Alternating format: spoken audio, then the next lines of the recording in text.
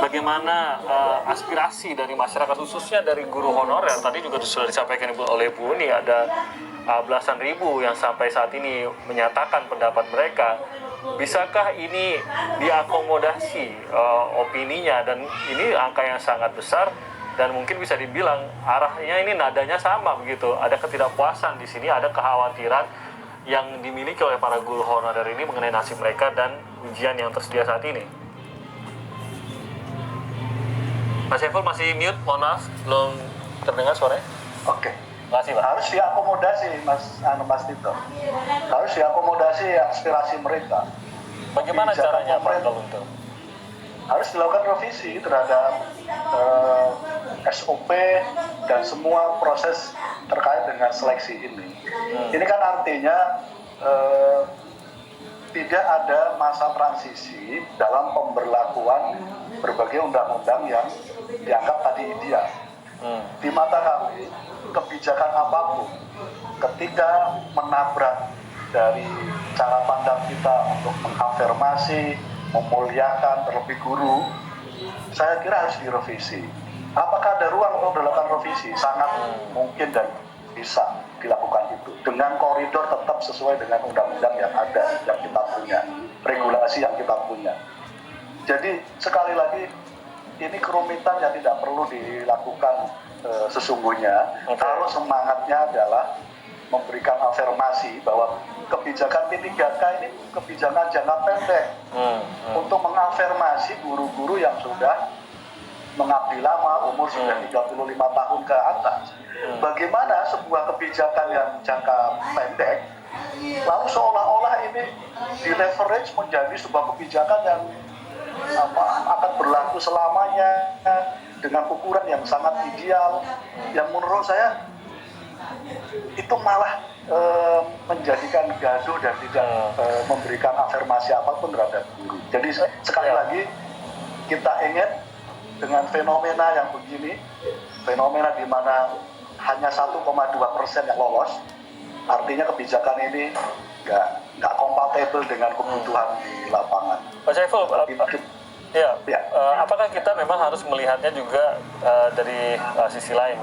Saya contohkan juga dari Kemendikbud kan mengatakan inginnya ini tetap menjaga pendidikan terbaik yang diterima oleh anak-anak kita begitu, dengan menjaga kemampuan para gurunya dengan pemberian batasan kelulusan yang cukup tinggi. Ini paling tidak bisa menunjukkan bahwa guru-guru kita memang berkompetensi tinggi gitu. Nah, ada keinginan di satu sisi kan itu bisa memberikan pendidikan terbaik kepada anak-anak, tapi kemudian ada realita juga, apakah memang itu realistis.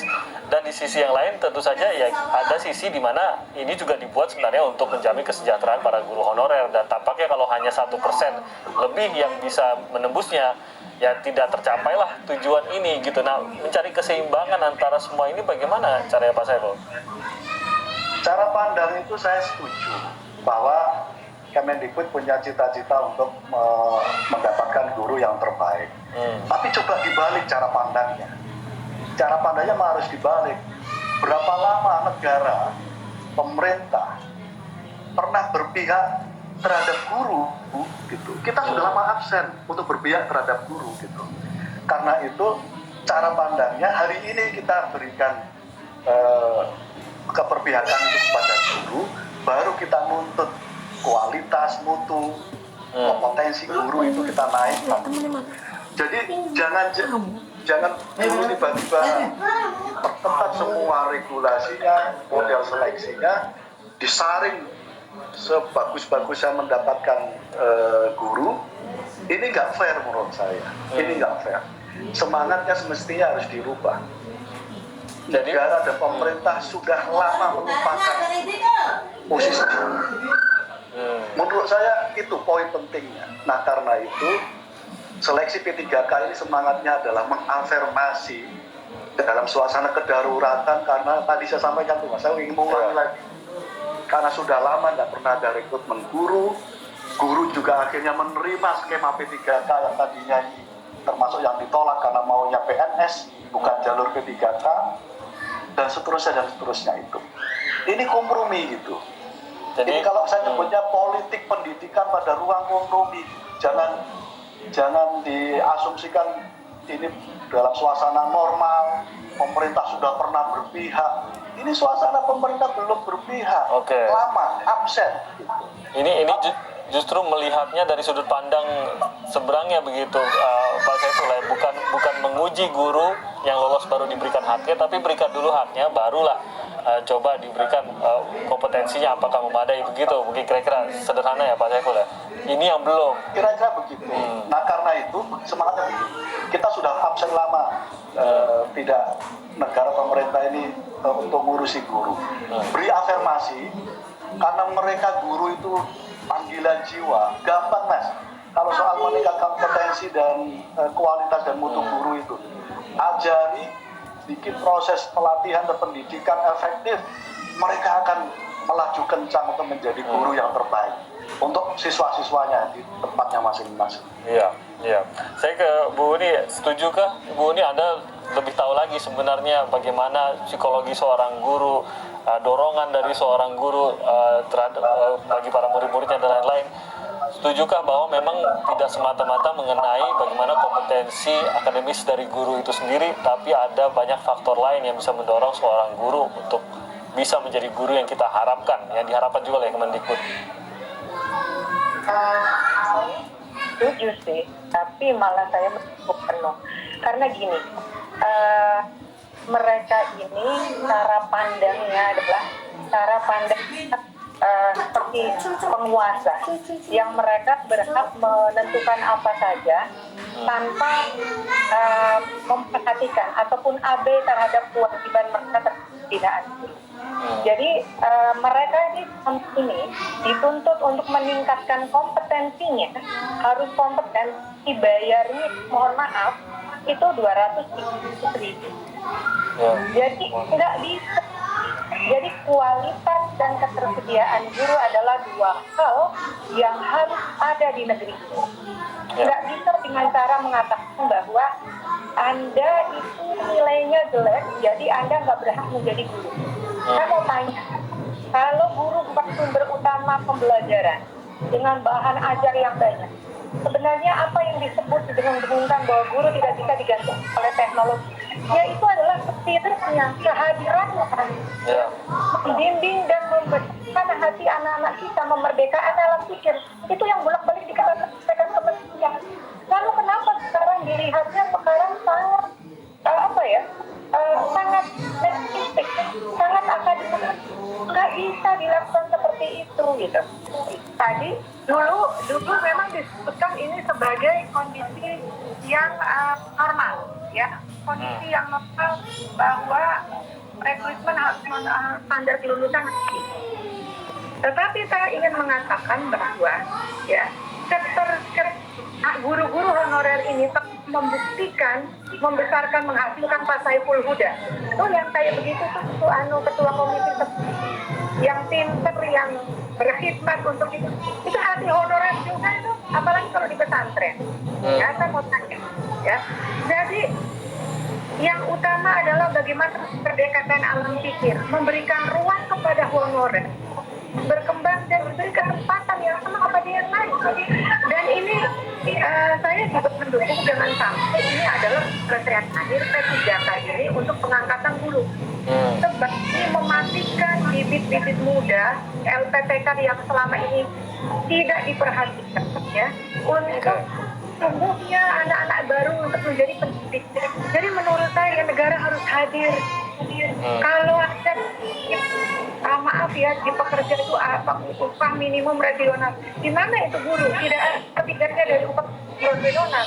Lalu kita menuntut mereka untuk kompeten, harus menuntut untuk yang baik, untuk hasil siswa yang bisa.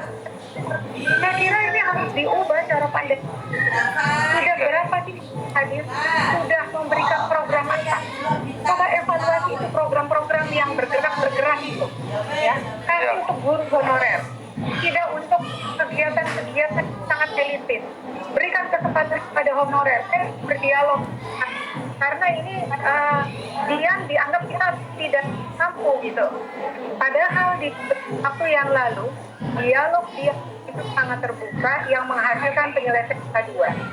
Saya ingin kembali ini misalnya guru di samping guru-guru yang sudah berusia lanjut, juga guru-guru di daerah terpencil. Masa mau di sana? Kalau dulu yang lalu adalah guru usia 35 tahun dites utama mereka dilihat dari kemampuan kinerjanya. Ini harus dipertimbangkan ya Bu Uni, dan ini yang tidak mudah dituangkan ke dalam sebuah kertas ujian juga untuk melihat semangat guru tersebut, perjuangan yang sudah dialami terutama mereka yang sudah puluhan tahun. Sorry ya Mas, saya mau tanya, sudahkah tes menjelaskan spirit dan kemampuan guru untuk memerdekakan alam pikiran? Apakah tes itu bisa menjelaskan itu?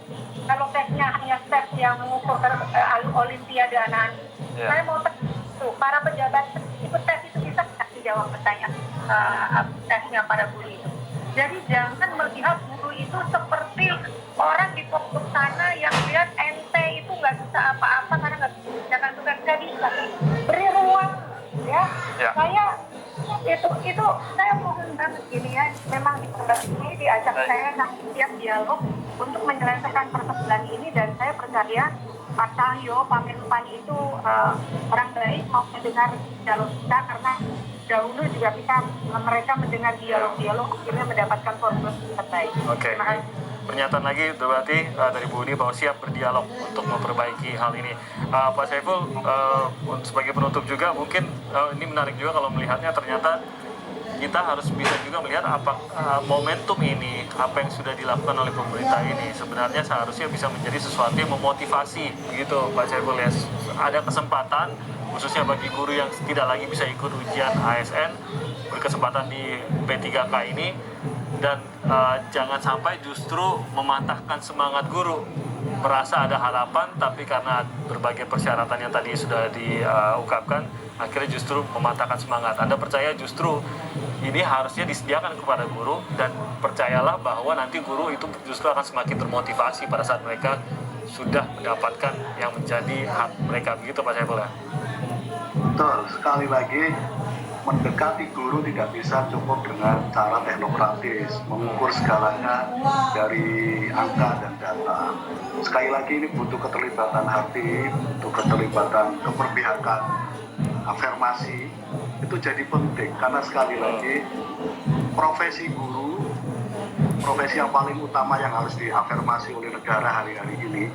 Ketika negara punya agenda untuk menyiapkan sumber daya manusia yang unggul, dan caranya adalah afirmasi dulu mereka, baru menjadi ruang untuk konsolidasi peningkatan kompetensi dan kualitas.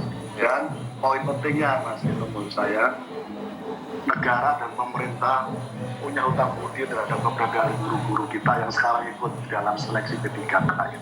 Mereka harus diafirmasi karena ini bagian dari kita memuliakan dan memberikan penghargaan kepada para guru kita.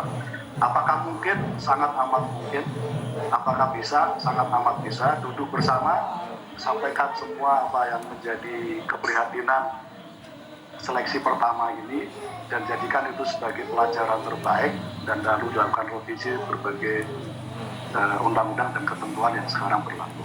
Ya, itu juga tidak tertuang di kertas ujian bagaimana kontribusi puluhan tahun guru-guru tersebut, dan sudah murid-muridnya tadi sudah ketemu di kota dan kabupaten, sudah memiliki pekerjaannya masing-masing, tidak tertuang dalam ujian ini juga. Ini yang mungkin harus bagaimana kita bisa membacanya. Saya mau berterima kasih kepada Ibu Uni, terima kasih sudah bergabung bersama kami. Pak Saiful juga terima kasih. Doa kami semoga dalam kondisi sehat. Pak Saiful, saya yakin ini juga dititipkan oleh para guru-guru honorer untuk disampaikan kepada pemerintah dalam rapat-rapat yang Pak Saiful jalankan.